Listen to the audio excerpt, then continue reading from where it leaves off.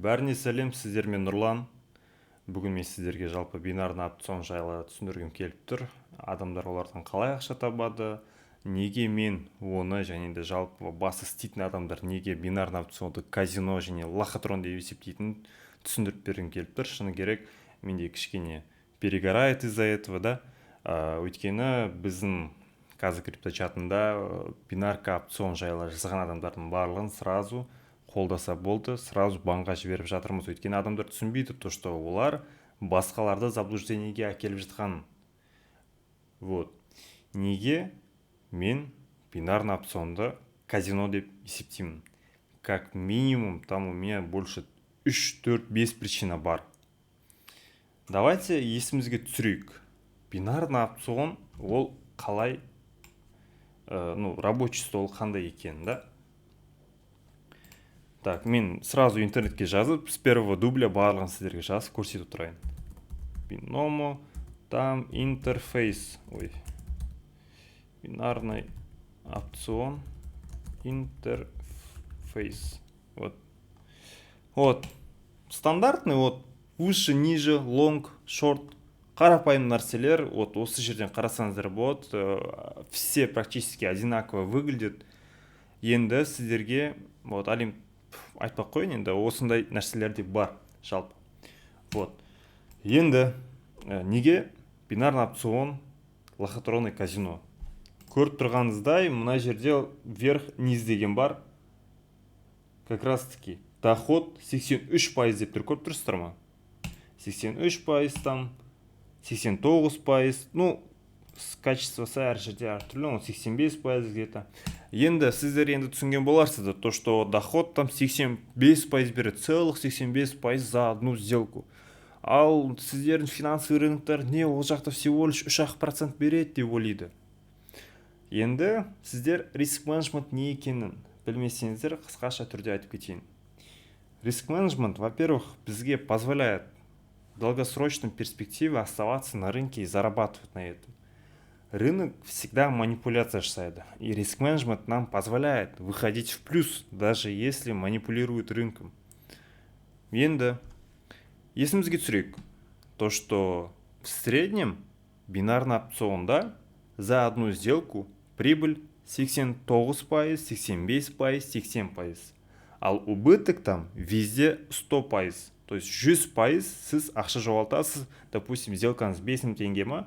5 мың теңгеден сделкаңыз ақталса, сіз 89% көресіз үстінен, да, там сколько, 4500 теңге дейін көресіз, да, ал жоғалтсаңыз целых 5 мың теңге жоғалтасыз.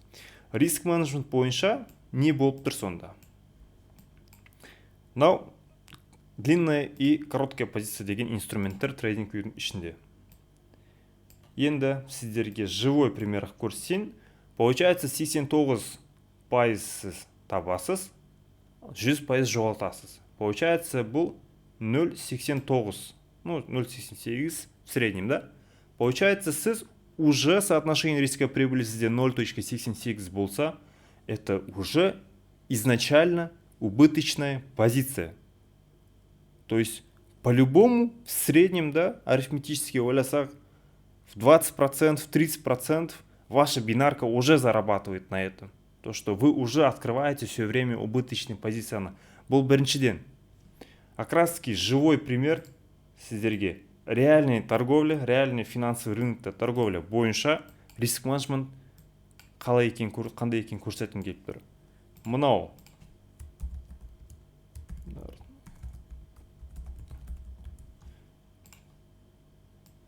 бинарный опционы сіздердің реальный финансовый рынокта минимальный соотношение риска прибыли біз қолданамыз 3.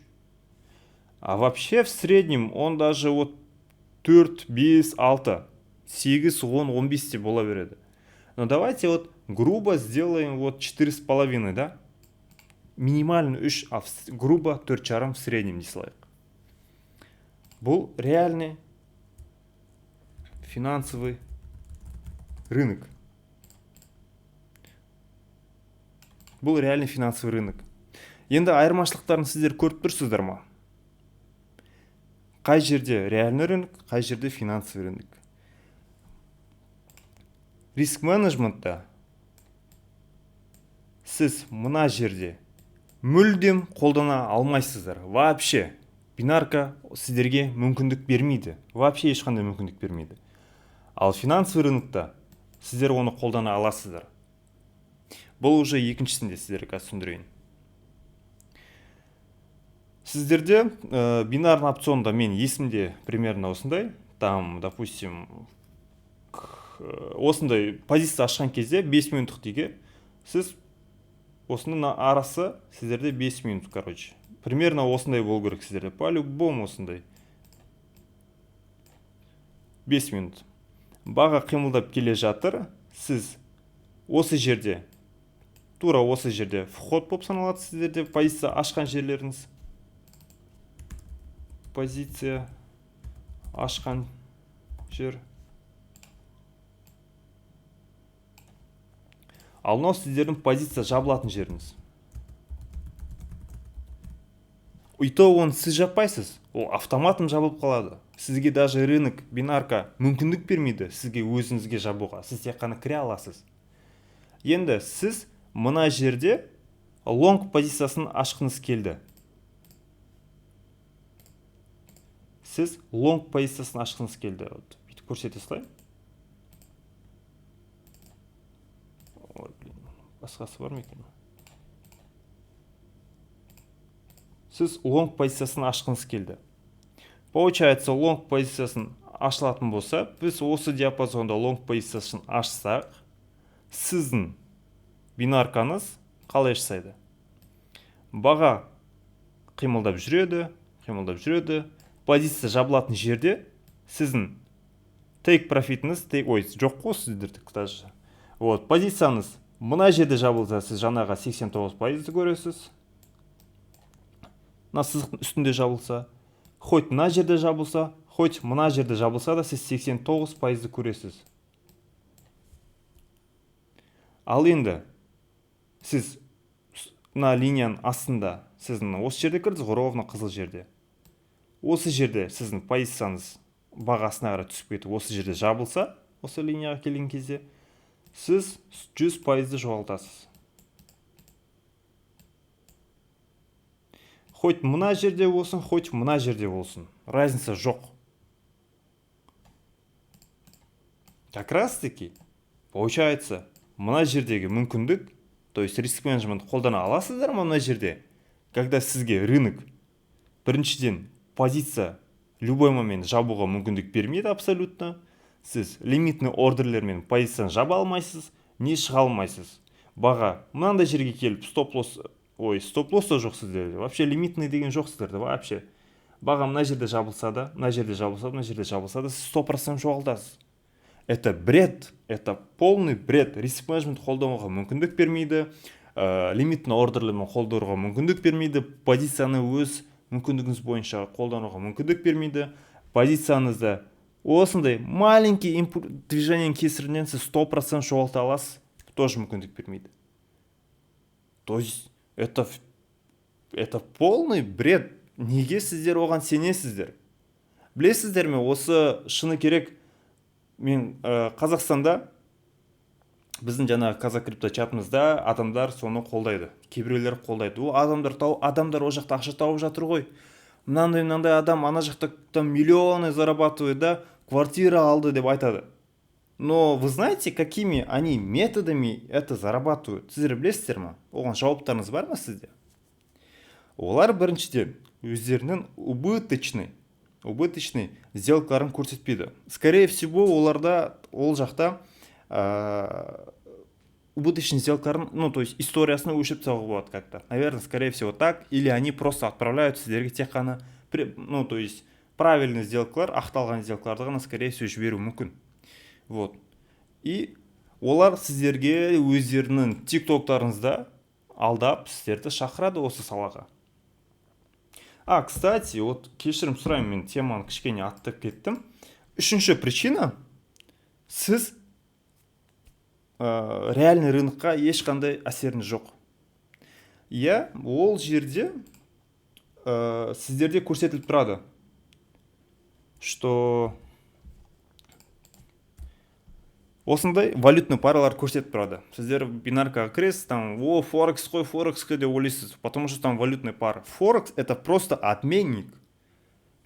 Там можно торговать за счет кредитных плеч и зарабатывать на разнице.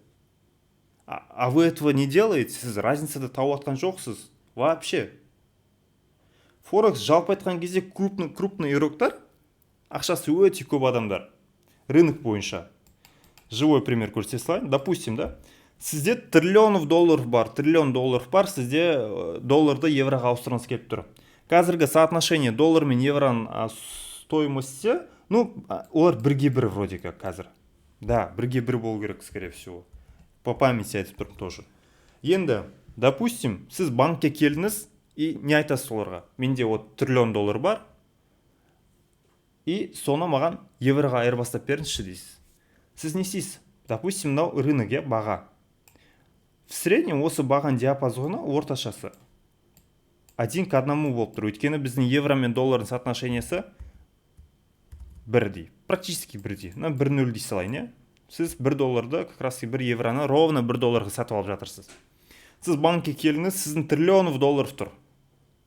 Ал мынаның үстінде тұрған ордерлер максимум на 200 миллиардов. На 200 миллиардов, примерно ордерлер тұр, чтобы цену уже выше двигать, да, допустим, сол диапазондан.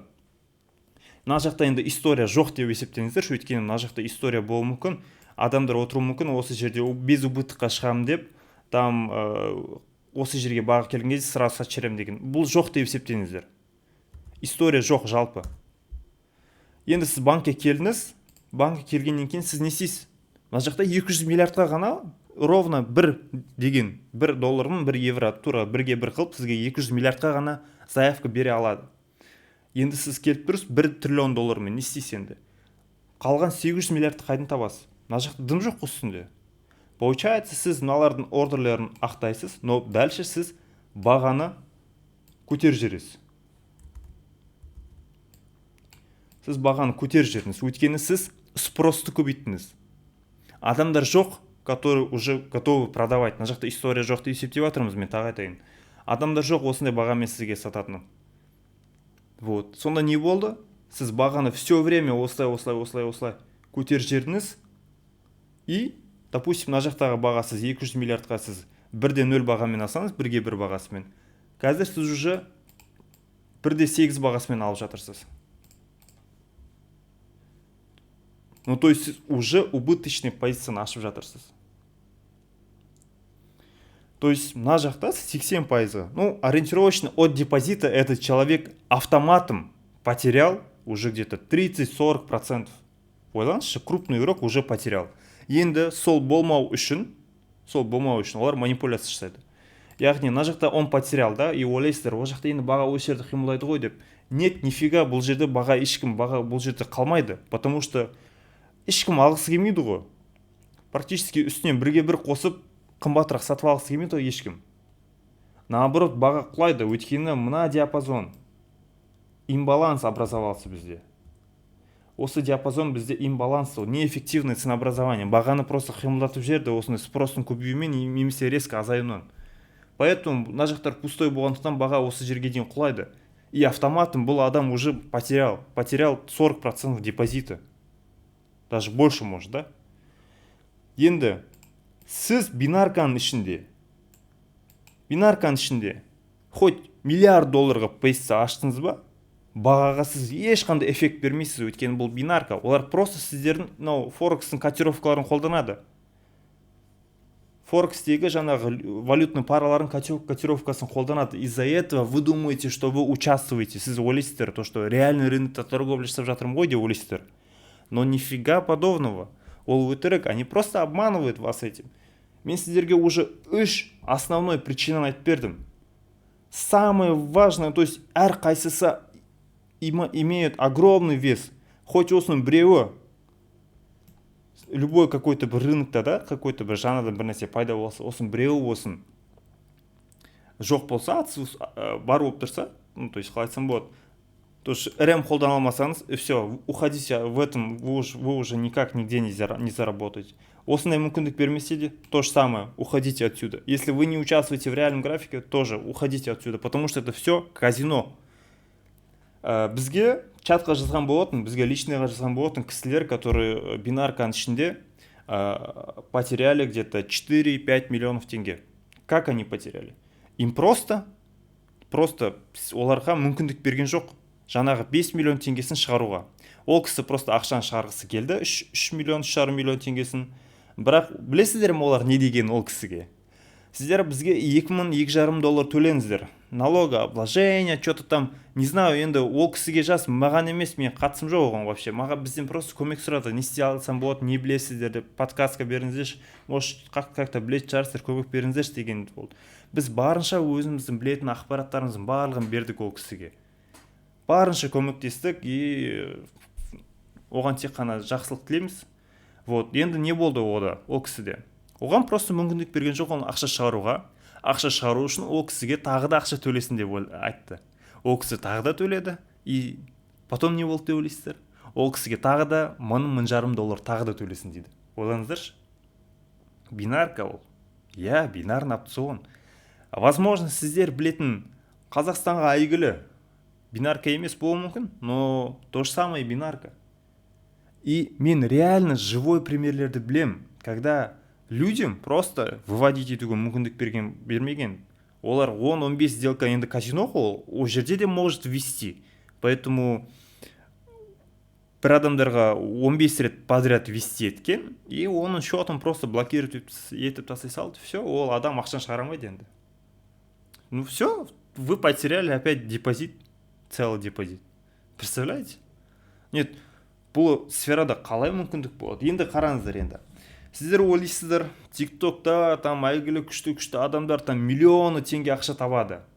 Олар ақшаны қалай табады? Ондай болса олар мүмкін емес болса қалай ақша табады? Анау там анализдері күшті ғой, өтіп жатыр ғой, там квартира алып жатыр деп ойлайсыздар, да? Да, это так и есть, возможно. Или это просто кім біледі, кредит қалған ақша шығар, чтобы сіздерге осылай көрсету үшін, чтобы сіздерді больше завлекать ету үшін. Енді жалпы айтқан кезде жаңағы тиктоктағы соцсеттегі адамдар, как они зарабатывают на бинарных опционах, иә? Қазақстанда өте көп дамып кеткен сондай не финансово грамотный люди именно сондай сфераға кіріп кетеді салаға. Вот, ол жаңағы адамдар енді қалай ақша табады? Біріншіден, жаңағы мен сіздерге 3 причина айтып бердім уже бинарный опционға кірмеудің. Енді мен сіздерге так как минимум 3-4 причина, 3-4 способ айтып берем, жаңағы адамдар қалай сіздерді алдап ақша табатын. Вот, бинарный опционда торговля жасап, тиктокта там неге олар тиктокты жүргізіп кетеді, оның бәрі айтыңыздаршы маған. Олар бинарный опцион, реальный график болмаған соң, казино болған соң, олар қалай ақша таба береді подряд все время, да? Біріншіден, олар өздерінің курсыларын сатады. Курсы сатады, которые стоят жаңағы 150 мың, 200 мың теңгеден тұр. Білесіздер ме, оның ішінде олар не үйрететін? Білесіздер ме? Просто технический анализ трейдинг. Олар осыны сіздерге жаңағы 150 мың, 200 теңгеден пихать етіп жүреді, и сіздер ухты деп жүресіздер. Оңай нәрсе максимально, и осындай нәрсені бере салады сіздерге. Но и то не работает половина. Контексты түсінбесеңіздер, в целом да структураны түсінбесеңіздер, это не работает вообще. Рынок по ликвидностям, жаңағы стоптарды жинау. Жаңағы ғана сіздерге түсіндірген болатын. Осыны схеманы естеріңізге түсіндіріңіз. Осындай болмау үшін крупный игроктар манипуляция жасайды. Сіздердің стоптарыңызды жинау арқылы олар өздерінің позициясын ақтайды.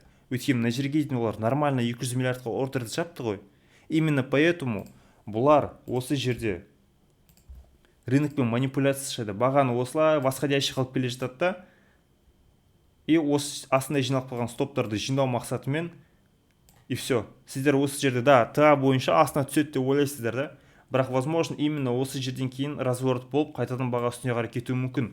Өйткені контекст бойынша бізде восходящая структура. И это просто сформировался новый higher low. То есть тоже свои моменты бар. Поэтому технические анализы просто используют по картинкам. Это бред. Қолданбаңыздар тек қана бұны. Да, где-то оно работает, но если вы должны понимать в целом контекст, қалай қолданылатын бұны. Егер де оны да түсінбесеңіздер, ол да дұрыс емес. потому что крупный уроктың басты мақсаты сіздердің стоптарыңызды жинау. Олардың басты мақсаты неге сіздердің стоптарыңызды жинау? Их цель сіздерді там именно сіздердің охота жасап сіздердің ақша таппасын деген мақсатпен стоптарын жинап жатқан жоқ олар просто хотят өздерінің ордерлерін зайти, допустим, да, в позицию или выйти из позиции. Просто сол үшін ғана олардың басты причин, единственный способ это стоптарды жинау, просто басқа способ жоқ оларды зарабатывать на рынке прям хорошо. Именно поэтому олар стоптарды жинайды. Енді осыны қараңыздар, салыстырып көріңіз, и настоящий сіздерге шпаргалка дейді да, мне не нравится, что так говорятся, но это стандартизация мынау уже практически. Разницасын көріп тұрсыздар ма? Какая она огромная. То есть обычно стоптарды жинау, имбалансты толтыру, равный лой, равный хай, как оно все формируется, вот солардың барлығы осының ішінде айтылған. Біз сіздерге негізінде айтқан ұнамайды, бірақ біз курс наставничество ретінде сабақ курс жасап жатырмыз, и уже больше 15 человек обучили. Көбісі жартысы орыс негізінде, потому что алғашында бізге тегін телеграм-канал жүргізгенбіз, просто общались, да, и мы просто объясняли честно все. Барлығын честно объяснять етіп отырдық, и бізге жаңағы 14 адам, минимум 14 адам өздері шықты. Обучите нас деп, хорошо обучили. Потом анализ жасадық. Біздің Қазақстанда өкінішке орай курстардың барлығы, олардың басты мақсаты просто сіздерден ақша табу. Это самое обидное, сіздерден просто ақша табу. Біздің огромный опытымыз жоқ. То есть огромный дегенде опыт именно работы с объемами, да, үлкен депозиттермен біз торговля жасап көрмегенбіз әлі. Но мы работаем на репутацию. Используя риск-менеджмент, можно добиться всего. Но рынок меняет характер движения каждые 2-3 месяца. Оны 7 жыл бойы торговля жасайтын өте крупный трейдер айтқан болатын конференцияда, то, что характер меняется, поэтому даже у него бывают убыточные месяцы где-то, да, но именно с помощью того, что он системно торгует, это позволяет ему все еще зарабатывать в течение 7 лет. Енді кішкене мен сіздерге қиын ауыр теманы айтып кеттім, наверное, да. Просто айтқым келгені, Қазақстанда өте өкінішке орай өте жаман курстар береді. Жаңағы осы нәрсені сіздерге 150 мың 200 теңгеден пихать етеді. Потом, допустим, біз крипторынокта торговля жасасақ, олар криптосферасында қалай аккаунт ашу керек, спот дегенімізіне, фьючерс дегенімізіне, лимитный ордерді қалай қоямыз, ақшаны қалай саламыз, қалай алып шығамыз да. И тура осыны сіздерге 150 мың 200 пихать етеді. Кстати, менде осы бүгін ғана өзім оқушыммен сабақ болған болатын, лично бізде наставничество. Вот, лично сонымен созвониться еткен тұғымыз, и сол кісі, и басқа да оқушыларымыз бар, которые уже понакупали себе 2-3 курса. Дәл осындай нәрсені, жаңағын айтқан нәрсені, сколько за 250 тысяч теңге примерно купил. Ойлаңыздаршы, 250 мың теңгедей осындай нәрсені аккаунт ашу, аккаунтты жабу, спот, P2P, лимитный ордер, и тура осы картинаны, мынаны 250 мың теңгеге сатқан. Енді біз не береміз? Сіздерге бұның негізінде айту енді өте көп біз не беретінбіз. Біз материалы, негізінде курстың рекламасы сияқты болып кетті, да, мне неприятно, что так получается, кешірім сұраймын. Просто біз енді честно істеп жатқан соң барлығында результатқа істеп жатырмыз, репутацияға істеп жатырмыз. Поэтому өздеріңіз кейін бізден сұрап таныссаңыздар болады. Жалпы айтқан кезде біз в общей сложности где-то от 7 тысяч долларов біздің курстың общей стоимости тұрады, даже 10 тысяч долларов болуы мүмкін общей стоимость, потому что market cipher индикатора в Казахстане его нету, вообще Қазақстанда ол жоқ, абсолютно, оны 1500 доллар тұрады, индикатор ғана. А обучениесі дополнительно стоит 600 долларов в месяц, да? Сіздерге оны осы курстың ішінде тегін береміз. Ну, то есть дополнительная стратегия бойынша, индикатор, стратегия, полное понимание по объемам, отток, приток денег, манифлоу бойынша. Интернетке market cipher деп жазып көріңіз, официальный сайтына сенбесеңіздер. Вот. Еще что, Smart Money'ның қазақша тілінде бізден басқа ешкім үйретпейді сіздерге. Ну енді өзім лично еш жерден көрген жоқпын, тем более Smart Money Price Action бойынша Қазақстанға енді келіп жатыр, орысша енді басталып жатыр, өзімізде үйрете аламыз орысша, бірақ қазақ тілінде біз біріншіміз и жалғызбыз. Вот. Ішінде өте көп структура рынка, оның ішінде несколько темы бар.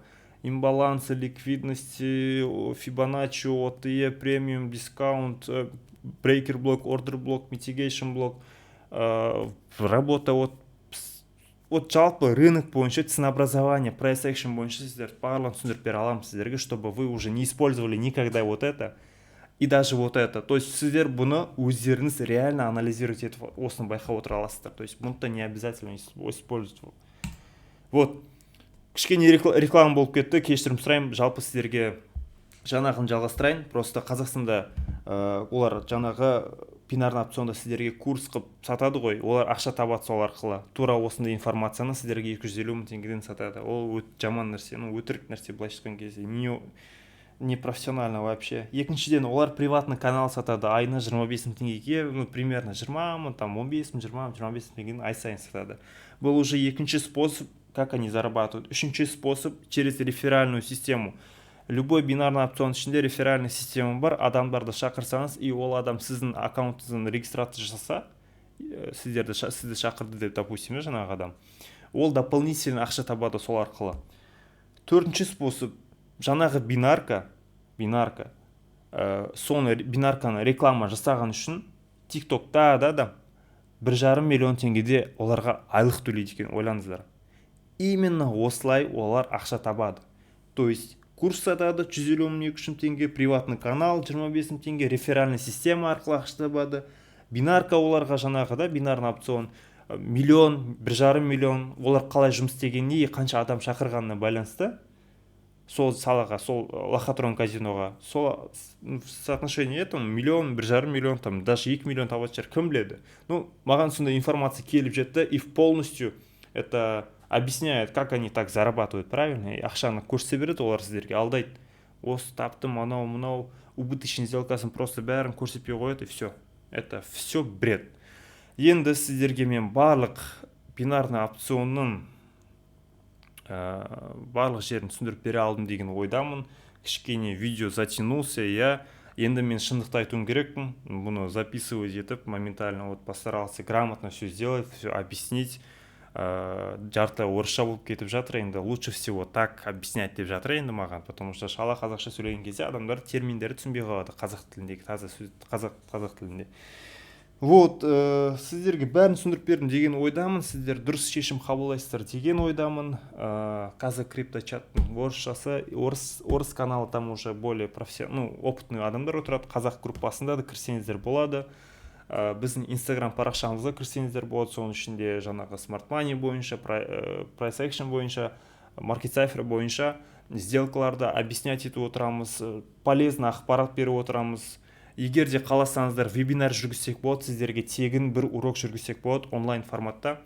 Егер де нормальное количество адамдар жиналса, енді оны уже кішкене көре жатармыз деген ойдамын. Сіздер главное біздің Instagram парақшамызға кіріп, сол жерде бақылап отырыңыздар. Сіздермен болған Нұрлан, и сіздерге көздеріңізді аштым деген ойдамын.